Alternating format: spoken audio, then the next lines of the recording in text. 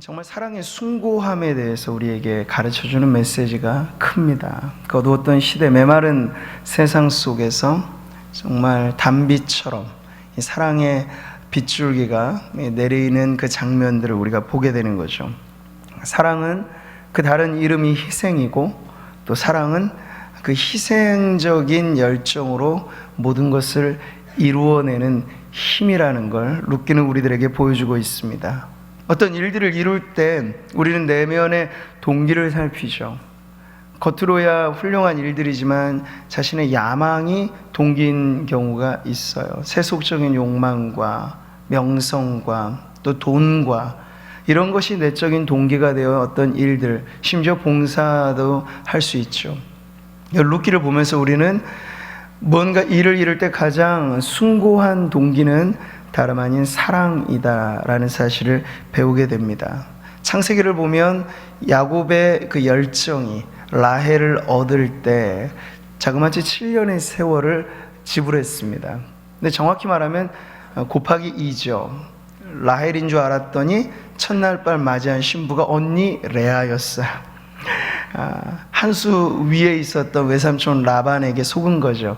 그래서 똑같이 7년의 세월을 지불합니다. 그러니까 라헬 한 여인을 향한 열정의 투자가 14년 무임 노동을 한 거예요. 대단하지 않나요? 근데 성경은 더 대단한 이야기를 우리들에게 전해줍니다.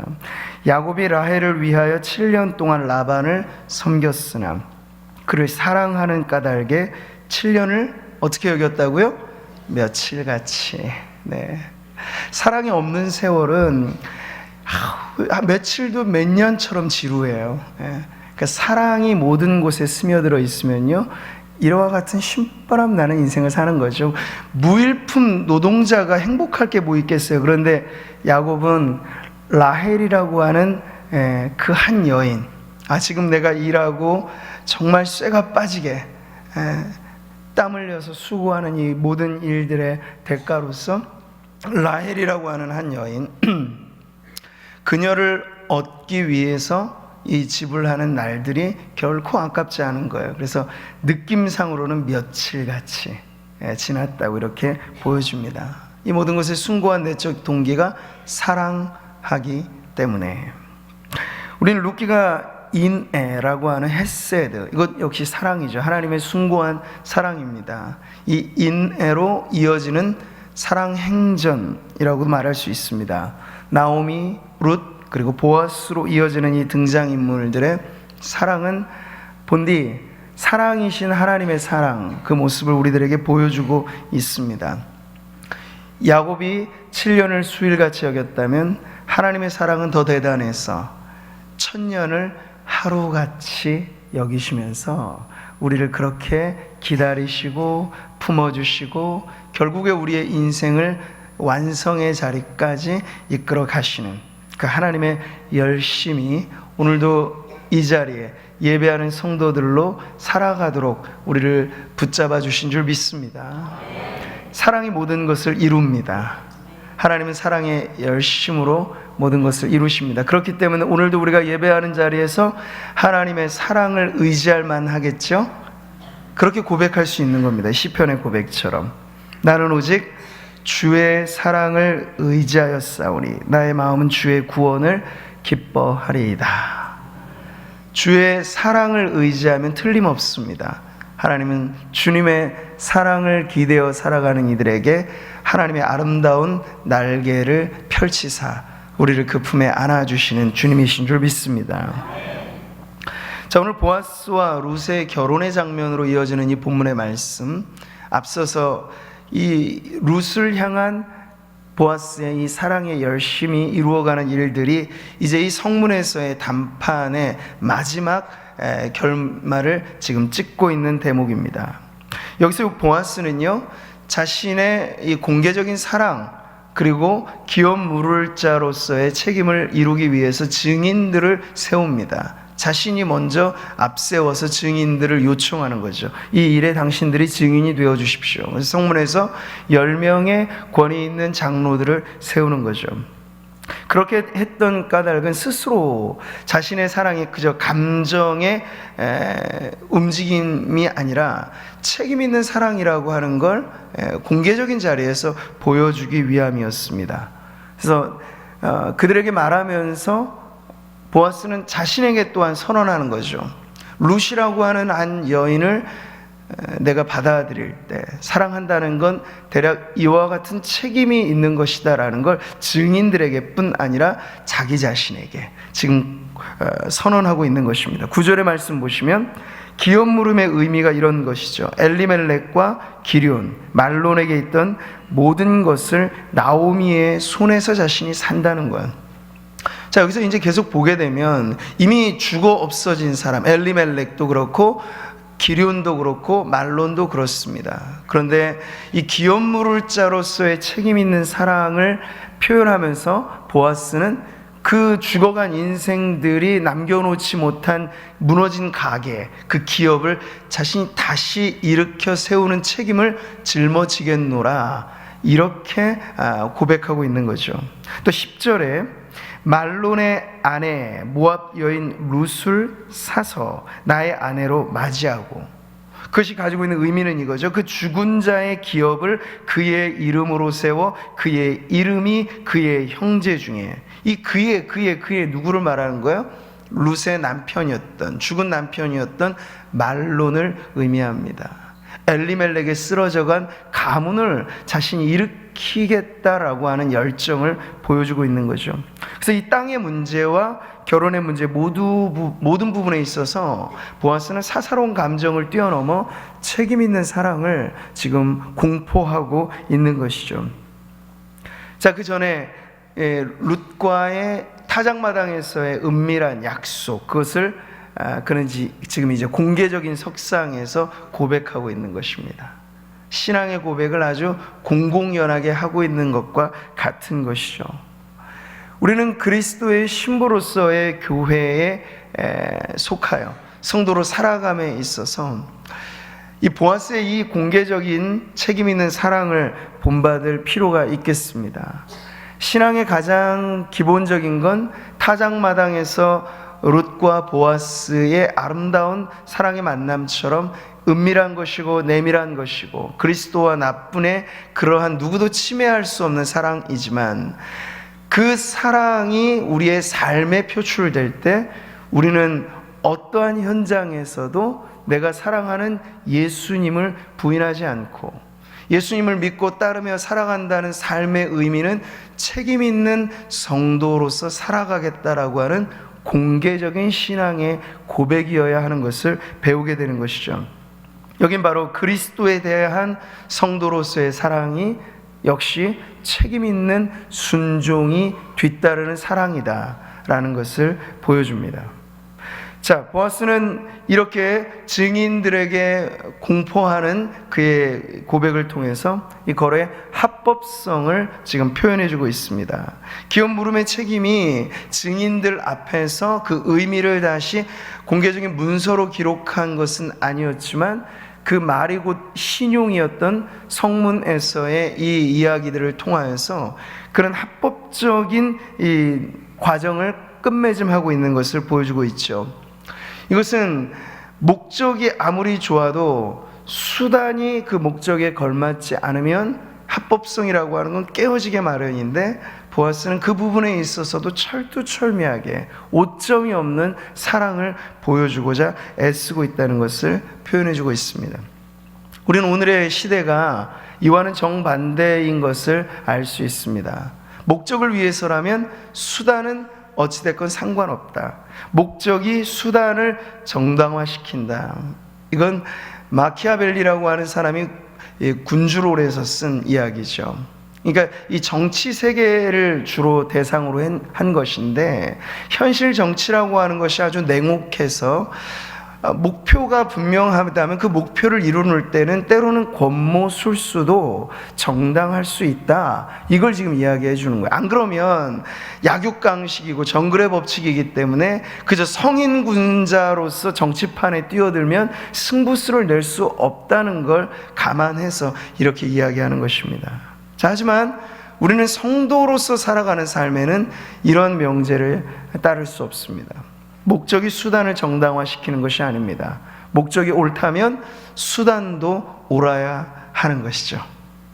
증인으로 법정에 서서 우리는 그런데 보세요. 성경책에 손을 얹고 선서하면서도 위증하는 사례들을 얼마나 많이 봅니까? 세상은 지금 그렇습니다. 그렇기 때문에 교회의 신용이 떨어진 것이죠. 공개적인 우리의 신앙 고백 자체가 세상에 받아들여질 수 있는 그런 신앙이 되려고 한다면 성도의 말은 곧 신용이 되어야 합니다. 우리 말이라면 틀림없다. 사업상의 거래에 있어서도 야, 저 집사님, 아무개 장로님, 저분의 말은 틀림없어. 무슨 각서가 필요 없어. 말이 곧 신용이 되는 삶을 우리가 살아야 공개적인 우리의 신앙의 고백 또한 받아들여지는 신앙이 되는 것이죠. 결코 목적이 수단을 정당화시키지 않고 이 모든 과정선상에 있어서 하나님이 왜 이토록 아담 이래로 전 인류를 구원하는 일에 수천 년이 넘는 오래된 세월을 참아내면서 아들의 핏값을 지불하면서 하셨겠어요? 목적이 수단을 정당화시키는 것이 아니라 구원이라고 하는 목적을 이루는 데 있어서도 정당한 수단을 하나님은 오점 없이 이루기 위해서 아들의 핏값도 내신 것이고 오래 참고 기다리시면서 한 죄인이 돌아올 때까지 하나님 참아내신 것이죠. 이게 바로 하나님의 성품이 반영되어지는 이야기라고 할 수 있겠습니다. 자, 세 번째로 지금 이 보아스가 성문에서 증인들에게 고백하는 이 공개적인 고백은 이것을 통해서 룻뿐만 아니라 현실의 암담한 삶을 살고 있었던 나오미와 이 두 가련한 여인들의 인생이 어떻게 바뀌게 될 것인가에 대한 그 인생의 전환을 소개해 주고 있습니다. 장래의 소망을 불러일으키는 고백이라고 할 수 있죠. 기업 물음의 1차적인 대상이 되는 건 다름 아닌 이미 고인이 된 엘리멜렉입니다. 엘리멜렉으로 말하자면 아들도 다 죽고 이제 가망 없어져 버린 그 이스라엘 역사 속에 그 기업이 사라져버리는 위기에 처해 있는 사람이었죠. 이미 고인이 되었습니다. 그런데 기업 물을 자로서 보아스가 등장해서 그의 명부로, 그의 이름으로, 그 아들의 이름으로 대를 이어주겠다라고 한다는 건 그 엘리멜렉의 가문이 다시 회생될 수 있는 기대를 불러일으키는 것입니다. 그래서 과거에 이미 끝나버린 불운한 인생의 이야기를 다시 복원해서 그 한 인생을 회복시켜주는 표현이 되는 것이죠. 근데 이것이 고인이 된 엘리멜렉의 가문이 일어나는 것뿐만 아니라 현실에서의 삶에 나오미와 룻에게 있어서는 당연히 그 여인들의 인생에 이제 쓴 잔이 거두어지고 기쁨의 잔이 그들에게 주어지는 것을 의미합니다. 뿐만 아니라 이제 이들을 통해서 앞으로 보아스와 룻을 통하여 낳게 될 자녀가 있다면 이제 보면 룻기의 마지막 결론은 족보로 끝나는 거야. 참 특이한 스토리죠. 족보를 앞부분에 세우는 게 아니라 결말에 두는 구도는 룻기의 아주 독특한 부분이기도 한데요, 그것이 보여주는 건 바로 이와 같이 장래의 희망이 이 아들을 통해서, 이 자녀들을 통해서 이어지게 될 것이다. 그리고 그 족보는 결국에는 마태복음의 족보와 이어지는 거죠. 그리스도를 기대하고 희망하는 족보로서의 의미가 바로 룻기의 결론부에 나오는 내용입니다. 이렇듯 지금 보아스는 기대하고 희망하기를 과거와 현재와 미래, 한 인생으로 말하자면 그것이 전 우리의 생이죠. 우리는 지금 오늘을 살지만 우리의 뒤따른 과거가 있고 우리가 오늘과 또 앞으로 살아갈 미래가 있습니다. 우리는 3시제를 사실 다 한 인생의 그릇 안에 담고 있는 것입니다. 그러니 오늘의 의미뿐만 아니라 치욕스러운 과거가 우리에게 청산되지 않고 해결되지 않으면 여전히 지나온 날을 돌아보면 암울해지고 우울해지고 힘들어지는 거예요.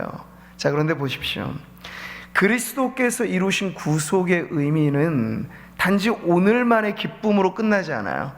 우리의 과거를 해결해주고, 그리고 오늘에 살아가는 우리의 삶을 회복시켜주고, 그리고 앞으로 우리의 살아갈 삶을 기대 어린 소망의 날들로 바꾸어주는, 그러니까 예수 그리스도께서 이루신 이 룻기에 등장하는 고엘, 구속자는 실제로 앞으로 오실 메시아를 기대하게 하는 역할을 했던 것이라고 계속해서 말씀을 드렸는데요, 그 룻기의 참 주인공인 그리스도로 말미암아 이루어지는 구속은 우리의 전 인생의 그릇, 과거와 현재와 미래를 새롭게 바꾸는 은혜로운 역사임을 가르쳐주는 겁니다.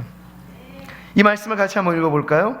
내가 진실로 진실로 너희에게 이르노니 내 말을 듣고 또 나 보내신 이를 믿는 자는 영생을 얻었고 심판에 이르지 아니하나니 사망에서 생명으로 옮겼느니라. 아멘. 여기에 우리의 모든 것이 담겨져 있습니다. 그러니까 구원은 불완전한 것이 아니에요. 예수 믿음의 놀라운 변화는 이미 이루어진 실제입니다. 할렐루야. 그래서 우리가 과거의 오점을 돌아가서 타임머신을 타고 돌아갈 수도 없잖아요. 그걸 해결할 수는 없어요. 그러나 예수님의 십자가는 그것을 온전히 회복시키십니다. 그래서 우리의 죄 용서의 개념은요, 과거에 한때 지은 죄가 뿐만 아니라 오늘의 죄, 그리고 심지어 앞으로 우리가 지을지 모르는 죄까지도 2000년 전 갈보리 십자가 언덕 위 그 십자가는 이 모든 것을 해결해 주신 사건인 거예요. 그러니 확실하죠. 우리의 구원은, 그리스도께서 이루신 구속은 우리의 전 인생을 책임지는 사랑의 완성인 걸 믿으시기 바랍니다. 자, 이제 이어지는 증인들의 축복이 11절과 12절에 나옵니다. 보아스가 증인들에게 공공연한 선언을 하고 나자 이제 10명을 위시한 장로들 뿐만 아니라 그 성문에 모여서 이 공개적인 고백을 들었던 온 백성들이 이구동성하는 마치 합창과 같이 그 축복이 울려 퍼집니다. 이 축복은 세 가지로 전해지고 있는데, 첫 번째는 룻을 향한 축복입니다. 그래서 오늘 설교의 제목도 제가 축복의 열매라고 정하였는데요, 이제 뒤 이어지는 모든 이야기들은 바로 그 축복의 열매가 어떠한가를 보여주는 거예요. 룻에 대한 축복은 이렇습니다. 이스라엘의 집을 세운 라헬과 레아 두 사람과 같게 하시고. 여러분, 이 의미를 곰곰이 묵상해 보면요, 룻에게 있어서는 이건 최고의 찬사이고 최고의 축복이라는 걸 알 수 있습니다.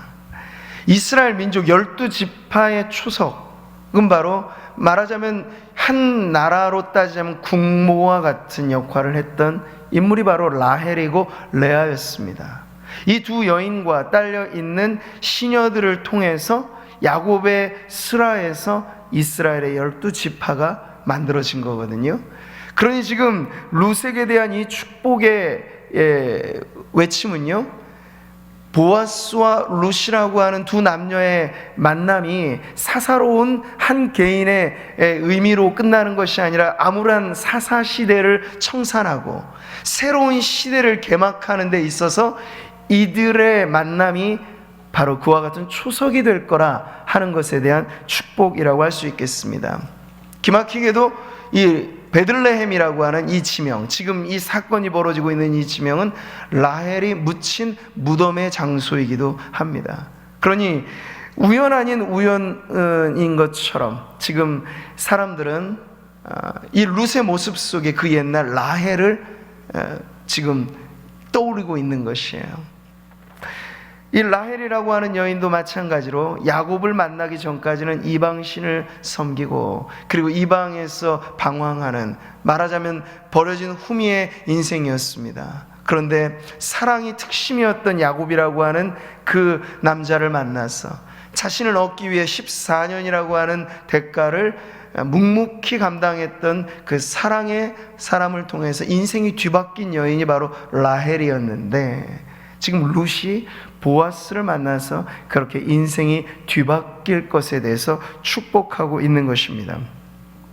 룻도 역시 모압 출신의 여인, 이방신을 따랐던 여인, 그런데 약속의 땅 베들레헴에 와서 이 보아스라고 하는 사랑의 인물, 사랑으로 모든 것을 이루는 이 사람을 통하여서 그의 인생이 바뀌어져 결국에는 영적 이스라엘 가계를 잇는 그 정통성을 이어가는 고귀한 명부에 다름 아닌 룻의 이름이 기록될 것을, 이건 예언적인 축복이죠.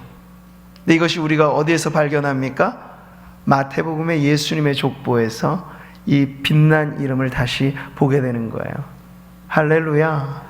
그러니까 지금은 다 모릅니다. 오늘 우리는 꼭 현재를 사는 제한적인 시야를 갖고 있기 때문에 이 축복의 씨앗이 앞으로 이어질 때 어떻게 될지 아무도 모릅니다. 118년 전에 이 우리 구미 상모교회 초석을 놓았던 옛 성도들, 지금 천국에서 영광스럽게 하나님을 찬양할 그분들이 몇 대에 걸쳐서 오늘 구미 상모교회가 이 언덕 위에 아름답게 세워질 줄을 누가 알았을까요? 그런데 우리는 그러한 하나님께서 보장해 주시는 우리의 미래는 결코 작지 않고 좁지 않고, 우리의 펼쳐질 미래가 얼마나 드넓게 이어지게 될 것인가 하는 것을 오늘 이 축복을 통하여 알게 되는 것이죠. 그러니까 여러분의 시야를 제한된 우리 가정 안에 국한시키지 마시고 계속해서 축복의 씨앗을 뿌리듯 기도하면서 다음 세대를 축복하고 우리 가정 안에 있는 자녀 손들을 축복하십시오. 이 성문에서 울려 퍼진 축복의 메아리처럼 라헬과 레아와 같이 되기를, 이 룻을 축복하였던 이 아름다운 고백처럼 저와 여러분의 가정, 우리 교회의 다음 세대가 이와 같은 축복의 열매들로 맺혀지기를 소원합니다. 자, 이어지는 축복은 보아스에 대하여 이어지는 내용이죠. 복에 복을 더하기를 바라는 풍성한 축복입니다. 이미 보아스로 말하자면 에브랏, 그곳에서 유명히 여김을 받은 유력한 자였습니다. 자, 그런데 이 성문의 축복은 그것에 더하여 풍성한 은혜를 구합니다. 내가 에브랏에서 유력하고 또 베들레헴에서 유명하게 되기를 원한다고 축복해주고 있습니다. 사람이 떠날 때 자기 이름 석자 남긴다고 하죠. 우리에게 주어진 축복 가운데 하나는 후세의 길이 남을 이름을 갖게 되느냐 마느냐 하는 것인데요, 이게 말처럼 쉽지 않아요. 역사책에 기록되는 숱하게 많은 인물들보다 지워지고 잊혀진 사람들이 부지기수로 더 많습니다. 근데 이들의 보아스에 대한 축복은 당신의 이름이 해같이 빛나기를 바랍니다, 당신의 명성이 더 자자해지기를 바랍니다 라고 하는 축복인데요, 이것이 또 기막히게 이어지게 되는 건 오늘 우리가 그 이름을 불러줄 정도로 전혀 낯선, 지금 이 베들레헴의 지역과 그 당시의 시점에 생각하면 한국 땅 21세기를 살아가는 오늘 우리들이 보아스의 이야기를 다시 들추어내면서 은혜를 받으면서 그의 고결한 성품과 그의 숭고한 사랑을 높이 평가한다는 건 이 성문에서의 축복이 어떻게 이루어졌는가에 대한 확정적인 증거가 될 수 있겠죠. 이와 같습니다. 수천 년의 세월을 넘어서 하나님께서 당신의 백성을 높여 세우실 때 그 이름은 영원 무궁히 지워지지 않을 이름이 될 줄 믿습니다. 더하여지는 축복, 가면 갈수록 더 넓혀지는 우리의 영적인 장막터가 넓혀지고 영적인 가게가 더 풍성해질 은혜는 우리의 구속자이신 예수 그리스도와의 만남을 통해서 우리가 누릴 수 있는 축복임을 잊지 마시기 바랍니다. 자, 마지막으로 세 번째, 이 룻과 보아스가 이룰 가정에 대한 축복이 이어집니다. 가정의 상속자를 통해서 주어질 축복을 보는 것인데요, 여기도 또 빗대어 말하기를 유다와 다말의 관계에 비교하여서 이와 같이 되기를 바라고 있습니다. 과거로 거슬러 올라가면 창세기 38장에 유다와 다말의 이야기가 나옵니다. 그 당시의 역사는 참 암울한 것이었어요. 유다가 이방 여인과의 결혼을 통하여 셀과 오난과 셀라 이렇게 자식들을 놓았는데요, 첫째 며느리인 다말을 통해서 후사를 기대했지만 오히려 아들은 죽고, 그 당신의 계대 혼인의 전통에 따라서, 기업 물음의 전통에 따라서 둘째 아들 오난이 또 다말에게 함께 후사를 또 기대하는 그런 결혼이 이어지는 거죠. 그랬을 때 오히려 오난은 죽임을 당하였습니다. 그러니까 이 다말로 말하자면 기구한 운명의 여인이었는데요, 우리 식으로 말하면 남편 잡아먹는 여인이 된 거예요. 그랬더니 이제 유다는 셋째는 줄 생각도 안 합니다. 그래서 이제 수절하고 있어라, 멀찌감치 다말을 떨어뜨리고 접근 금지 처분을 내린 거예요. 근데 다말이 가지고 있었던 마음은 단순히 어떤 유격적인 사랑이 아니라 대를 잇고자 하는 그의 열정이 있었어요, 다말은. 그래서 우리가 그 이야기를 알죠. 시아버지와의 부적절한 관계가 성립이 됩니다. 그것 자체는 수치스럽고 부끄러운 이야기죠. 자, 그런데 그 둘 사이에 기업을 잇는 후사가 나왔으니 그의 이름이 바로 베레스입니다. 자, 보면 이스라엘의 이 족보 자체가 인간의 정말 불운하고 죄로 얼룩진 모습을 여실히 드러내주는 건데, 우리는 그 족보의 끝에서 그리스도께서 이 땅에 오시는 것을 보게 되는 것이거든요. 이게 뭘 말해줄까요? 하나님께서는 무결한 인생, 흠없는 인생을 통해서 구원이 이루어지는 것이 아니라, 우리는 오점투성이고 죄 많은 인생들이지만 바로 이러한 인생을 구원하기 위하여 인간의 몸을 입고 이 땅에 오신 그리스도께서 그 모든 인간사 어두운 이야기와 인간의 모든 불운한 역사를 청산해 주는 그야말로 완전한 구속자가 되신다 하는 사실을 대비하여서 보여주고 있는 것이죠. 그래서 지금 보아스와 룻의 결혼을 통하여 기대하는 후사를 그렇게 높여주고 있는 거예요. 유다와 다말의 관계에서 태어난 베레스의 집과 같이 되기를 바란다 라고 말해주고 있는 거죠. 자, 오늘날로 말하자면 룻은 흑수저 중에 흑수저고, 가불로 말하자면 을이고, 이방 출신의 여인이고, 그래서 늘 경계의 대상이고, 그런 여인이었습니다. 이방 땅에서 머나먼 이곳에 혈혈단신으로 왔던 그 여인에게 주어진 축복은 얼마나 무궁무진한 것인가를 보세요. 하나님의 한없는 사랑과 주님의 기막힌 섭리가 지금 룻에게 향할 때 더 이상 바랄 것이 없을 만큼의 풍성한 은혜를 약속해 주신 것을 보게 되는 것이죠. 축복의 열매는요, 그래서 이와 같이 꽉 찬 은혜를 보여주고 있습니다. 삼중적인 거잖아요. 지금 룻에게, 그리고 보아스에게, 이들의 결합을 통해서 나올 후사에게 꽉 찬 축복을 지금 선언해 주고 있는 거예요. 이게 하나님이 우리를 향하여 말씀하시는 축복인 줄 믿습니다. 사랑하는 자여, 내 영혼이 잘됨과 같이 내가 범사에 잘되고 강건하기를 내가 간구하노라. 성부와 성자와 성령께서 주시는 그 삼중적인 축복, 우리의 영혼뿐만 아니라 우리의 범사, 우리의 강건한, 우리가 이 땅을 딛고 살아가는 우리의 모든 삶에 주어지는 축복이 이와 같다는 사실을 여러분 믿으시기 바랍니다. 이 모든 것이 다 우리의 구속자이신 그리스도와의 만남을 통하여서 일어나게 될 놀라운 변화이기에, 우리는 룻기를 읽으면서 이 결론으로 이어갈수록 그리스도, 온전하고 완전한 구속자이신 그리스도를 붙잡아야 함을 깨닫게 되는 것이죠. 여기서 오늘 저희는 또 한 가지 교훈을 얻습니다. 이 성문에 메아리 친 축복의 노래들, 이걸 보세요. 이 증인들의 역할이 대미를 장식하고 있는 걸 보게 되죠.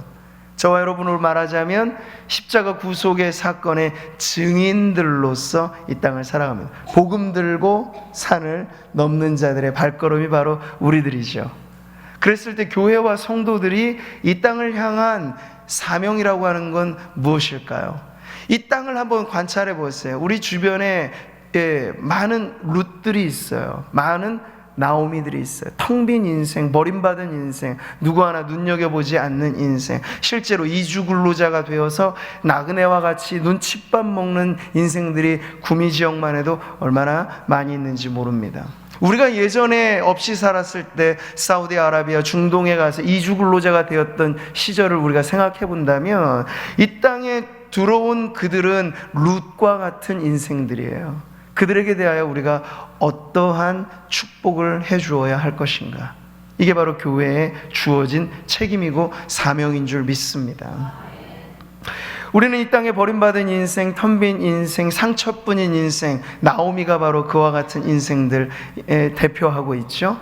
바로 그들에게 있어서 어떠한 축복의 사명을 감당해야 하는가를 다시 한번 깨닫게 됩니다. 그러려면 교회 자체는 우리 안에 넘치는 복이 울려 퍼지는 곳이 되어야 하겠습니다.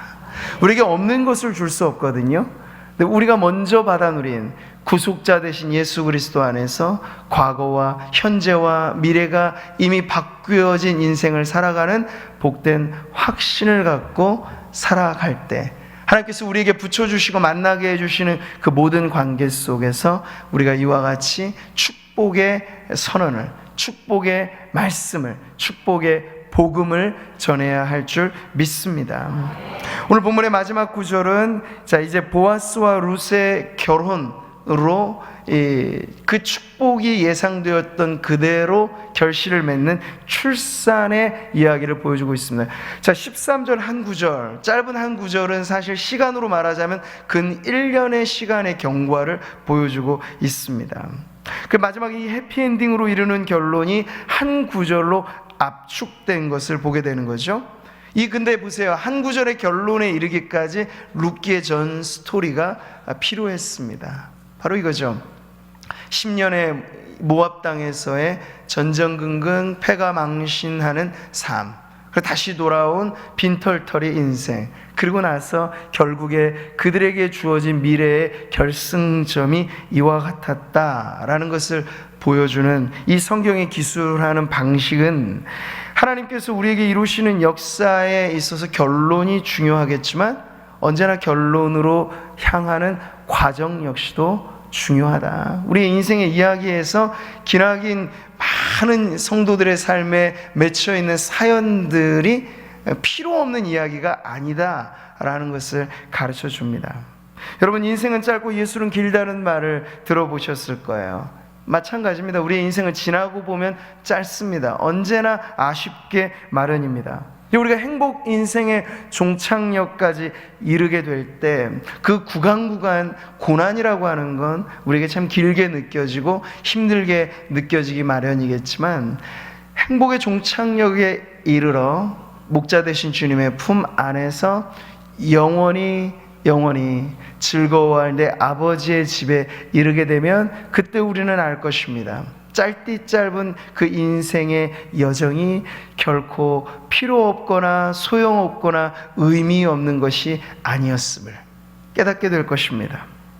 그렇기 때문에 우리는 하나의 결론만을 중시하고 과정은 무시하는 이 세상의 그런 시류에 휩쓸리지 않고, 우리가 살아가고 있는 지금 현실이 그 고난을 통과하는 긴 터널의 3분의 1 지점일 수 있고 중간일 수 있고 이제 막 통과하는 마지막 지점일 수 있지만, 우리는 이 구간을 통과하면서 하나님께 인생을 배우고 신앙을 배우고 하나님의 어떠하심을 배우는 것으로서 우리의 인생에 버릴 것은 없다는 것을 기억해야 하겠습니다.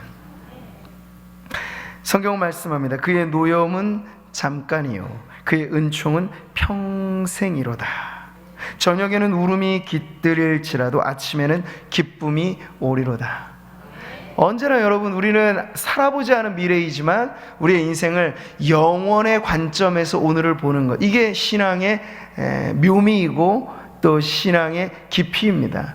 늘 영원의 관점에서 오늘을 보면요, 이 또한 짧고 그래서 지나면 언제 그랬냐는 듯이 우리에게 펼쳐질 희망찬 미래가 우리에게 주어질 것을 소망하면서 살아간다면 성도들의 삶이야말로 절대 희망의 인생이 될 줄 믿습니다.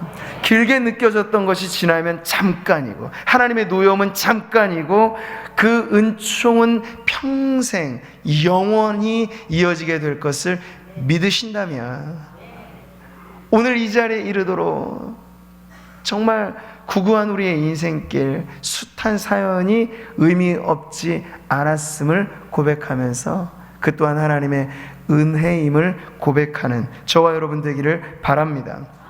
우리의 인생이 떠나갈 때 마지막 인생 성적표가 수우미양가로 하면 몇 점을 받을지 모르겠지만요, 마지막 성적표는 결국 살아온 삶의 여정을 총합한 그러한 결과일 것입니다. 하나님은 지금 우리를 눈여겨보시면서 고난의 한때를 살든 잠깐 반짝이는 성공의 오르막을 경험하든 어떤 구간에 있든지 간에 하나님을 향한 일편단심한 그 믿음으로 우리가 주님을 의지하고 있는가 그렇지 않은가를 기준하여 우리를 보실 것입니다. 그러니 우리의 살아가는 삶이 나중에 결국은 비문 한글 남기고 떠나가는 거예요. 오늘 이 한 구절의 의미처럼 묘비명 하나 남기고 하는 거예요. 그래서 지혜로운 희극 작가는 그런 말 했어요. 자기의 묘비명에 이런 걸 새겨달라고. 내 우물쭈물 하다가 이렇게 될 줄 알았지. 자기의 비석에 이렇게 글을 새겨달라고. 정말 많은 인생이 그렇게 살아. 우물쭈물 하다가 자기도 모르는 새 죽음을 맞이하고 인생 성적표 형편없이 하나님 앞에 서게 되는 것인데요, 오늘 우리는 살아가는 삶의 모든 여정 속에서 하나님의 은혜를 잊지 않고 오늘의 삶이 내일로 이어지는 가교가 될 때 믿음의 연속극을 살아가는 저와 여러분 되시기를 축복합니다. 과정이 소중하다는 것 잊지 마시고 오늘도 심혈을 기울여서 작품을 만들어내듯 오늘 우리의 삶을 살아내십시오. 도가니가 은을, 풀무가 금을 연단하는 것처럼 하나님의 말씀은 우리의 인생을 연단하십니다. 연단하시는 이유는 찌꺼기를 없이 하고 정금같이 나아오도록. 그래서 고난은 당할 때는 아픔이고 슬픔이지만 지나고 나면 순금과도 같은 변화의 풀무 속을 우리가 경험하였다 노래하게 될 것입니다. 그러니 오늘 이 13절의 결론에 있어서 이 모든 것의 전후 맥락을 이렇게 설명해 주고 있는 거예요. 이에, 이 접속사 13절에 보세요. 이에 보아스가 룻을 맞이하여. 이 짧은 접속사도 의미가 있는 거예요. 앞에 치르게 될 모든 합법적인 절차를 다 통과하고 치러야 될 공의로운 사랑을 다 보여주고 그랬더니 그 결과로서 놀라운 축복이 그에게 이어지게 됐다는 것을 보여주고 있죠. 오늘날의 결혼 풍속도는요, 그런데 이게 없어요. 이 접속사가 없어요. 우리가 해야 할 앞선 정당한 과정들은 다 치우고 한번 미리 살아보고 결혼하자. 이게 요즘에 유행하는 풍속 아닙니까?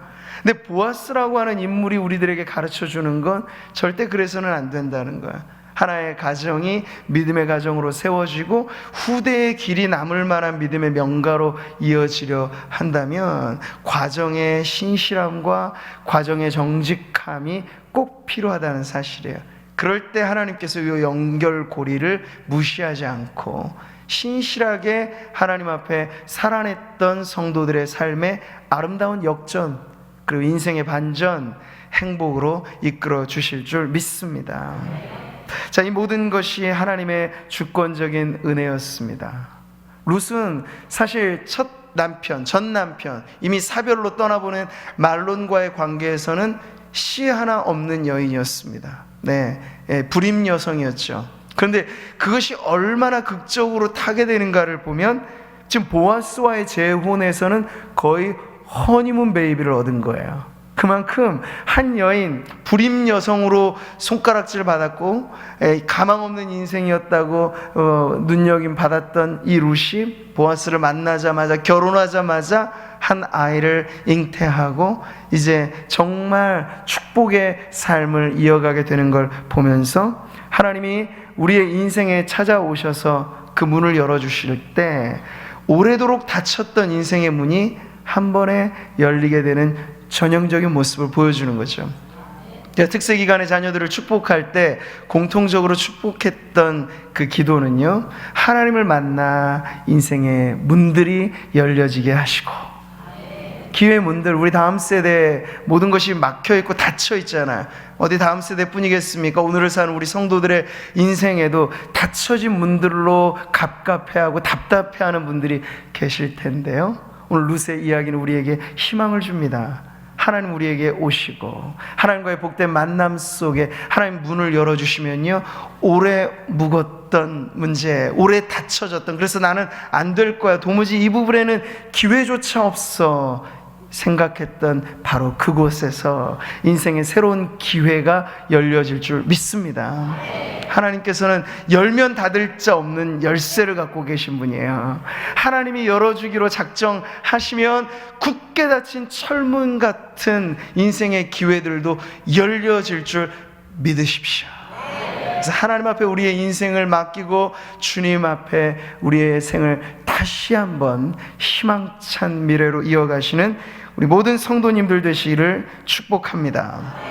오늘 말씀 맺겠습니다. 축복의 열매, 주 안에서 맺어지는 축복의 열매는 그득한 열매입니다. 처음에는 정말 쫄딱만한 인생을 보여줬던 룻기가 이제는 계속해서 번창하고 아름다운 족보로 이제 마무리하게 될 그 그림을 보면서 하나님이 우리에게 약속하신 축복은 한 가발로 주어지는 복인 걸 여러분 깨달으시기 바랍니다. 포도나무의 포도송이는 한 열매라고 말하겠지만 그 안에는 알알이 맺혀져 있는 풍성한 열매들을 보여줍니다. 성령의 열매도 단수로 표현되지만 그 안에는 아름다운 성품의 열매가 얼마나 그득히 맺혀지는지 몰라요. 사랑과 희락과 화평과 절제로 끝을 맺는 그 성령의 열매 또한 얼마나 풍성함을 우리들에게 보여주는지 모르겠습니다. 룻기의 이 종착역에 다다라서 축복의 열매를 우리들에게 보여주실 때 하나님은 오늘 저와 여러분의 인생에도 이와 같은 축복의 열매가 맺어지게 하실 분인 줄 믿습니다. 열매 맺음은 전적인 하나님의 은혜요, 또한 하나님을 믿는 우리들이 추구해야 할 삶입니다.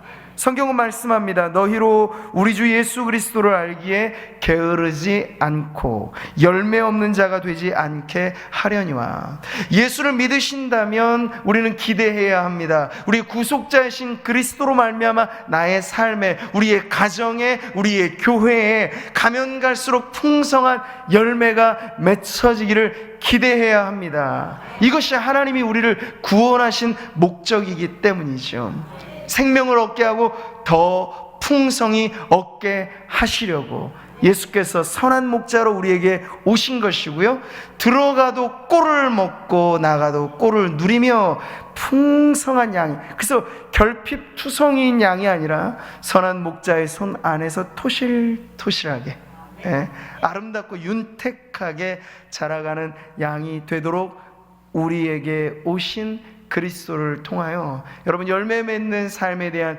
기대와 소망을 갖기 바랍니다.